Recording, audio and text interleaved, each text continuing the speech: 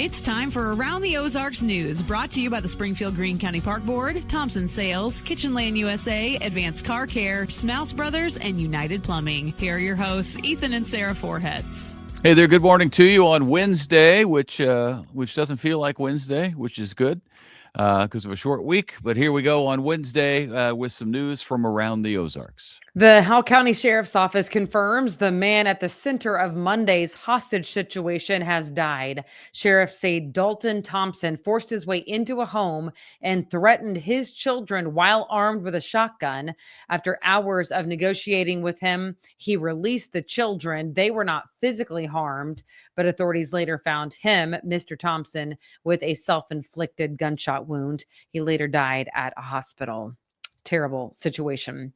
Another house fire has claimed the lives of 3 people in Shannon County near Eminence. 2 adult women and a juvenile male all died in the fire. The cause is still unknown right now. It is under investigation. Local and state agencies responded, and the sheriff there is thanking everyone, all those first responders, for their efforts during that tragedy. Man, that's awful. The city of Springfield is suing major drug companies over the cost of insulin and other diabetes medications. The lawsuit alleges manufacturers and pharmacy managers, benefit managers, worked together to artificially inflate prices for years. The city says the high costs have burdened Springfield's self-insured health care plans since the early 2000s. Springfield has been awarded nearly $14 million in federal grant money to make South Campbell Avenue safer. The grant will fund road widening, medians, sidewalks, traffic calming, and a new pedestrian bridge. The project targets high crash areas between Republic Road and Walnut Lawn, and then also from Sunshine to Minota. The city says the work supports a goal to eliminate traffic fatalities in the city by 2040. That'd be amazing.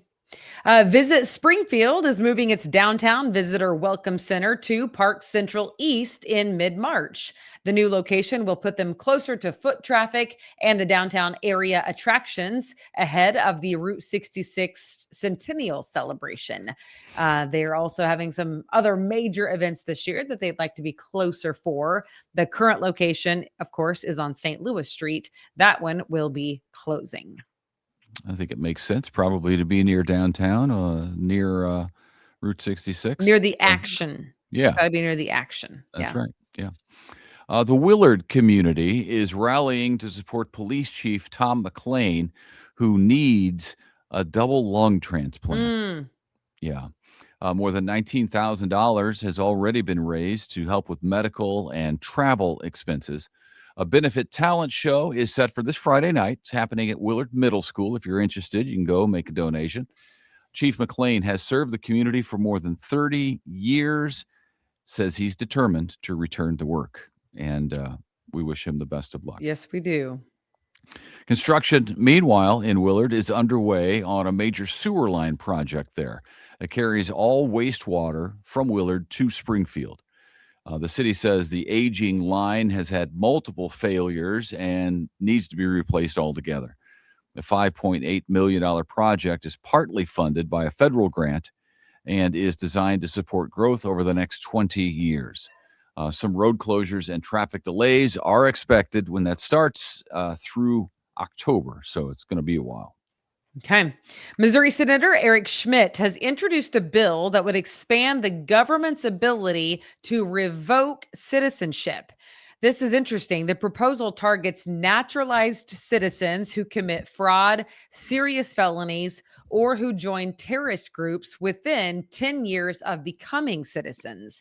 Schmidt says the bill is about protecting the integrity of American citizenship. I think it's fascinating. That's just been introduced. That's got a long way to go in the legislature, and no doubt when that gets to the debate portion, we will hear more about it then. So, have you been to a naturalization ceremony? No, not in person. It is very interesting because they have to deny allegiance to their home country and pledge allegiance to America. But the wording is so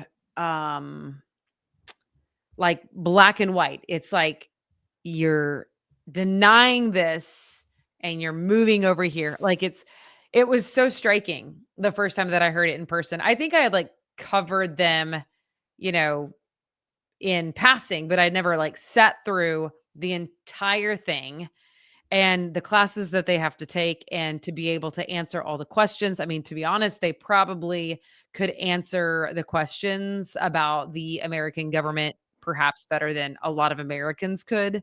Right. Um, that's a big deal. That bill's a big deal, and we will follow it. Yeah. City of Osage Beach will dedicate the Grand Glaze Bridge in honor of fallen officer Felicia Carson this Friday.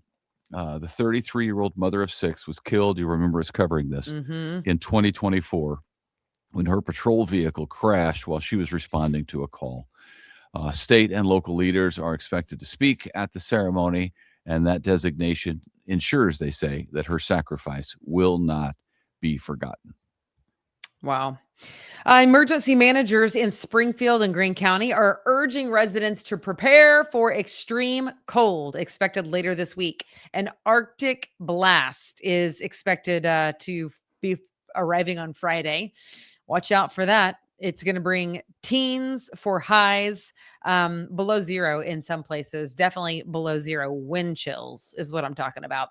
Officials say now's the time to check your supplies, your heating sources, your weather alerts. Make sure those are turned on.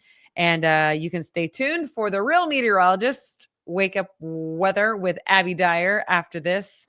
And we might see some snow. So, in fact, I haven't checked it in, I don't know, 12 hours maybe, but I was looking at it yesterday evening and it was still looking like, whoa, this is going to happen. Well, the closer you get, the more accurate it's liable to be. I was looking at 2 models, the European and then I don't know what they call the other, the National Weather Service, I guess is probably the other one. But they have just line of the storm moving across the U.S. We're included in that. And it's like heavy snow, and then down at the bottom, Texas, across the south, ice, which is going to be, I mean, snow for us, they think, but ice down south, which could really be a problem. I mean, we went through the ice storm in 2007.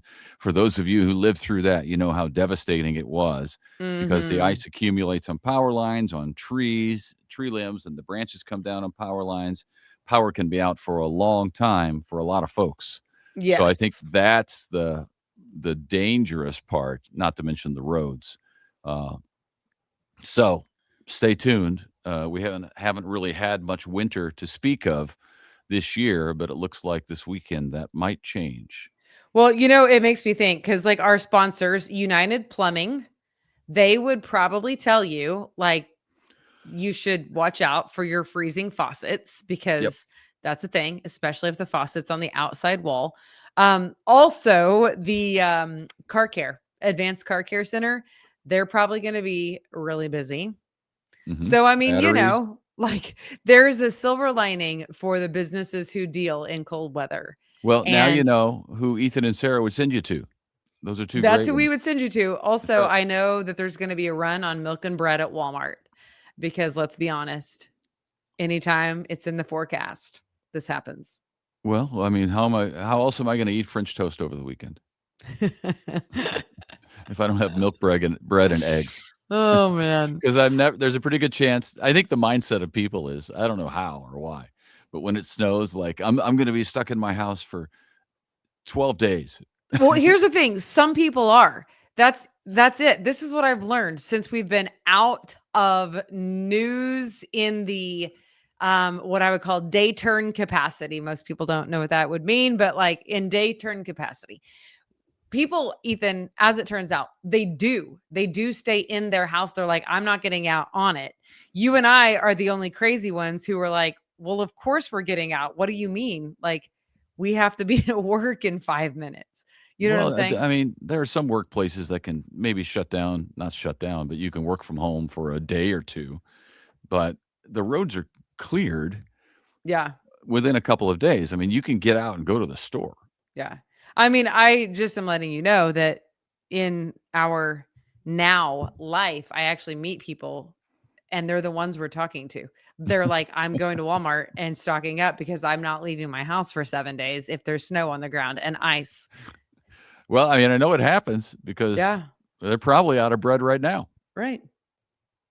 So anyway, that's all. Right. Well, good thing I got a freezer full of bread. Hey, just so you know, United Plumbing, I did find out at church on Sunday that a friend of mine, her pipes did burst over last weekend. So I said, I know who to call. I know who to call. They'll fix you right up. Fix you right up. Yeah. All right. That's all. And I'm not laughing, by the way, at the winter weather that is forecast. I'm like, kind of like, I still get this like childlike excitement about a possible blizzard. We'll see. You know why? Because I like the break of routine. Okay. That's why I like routine, but I like for it to be broken. Yeah, that's true. You do. Ethan, I just like the routine. Ethan can attest to that. All right. Hey, thanks for change it up a little bit. All right. Adding down the hatches, everybody. All right. I hope to see you tomorrow.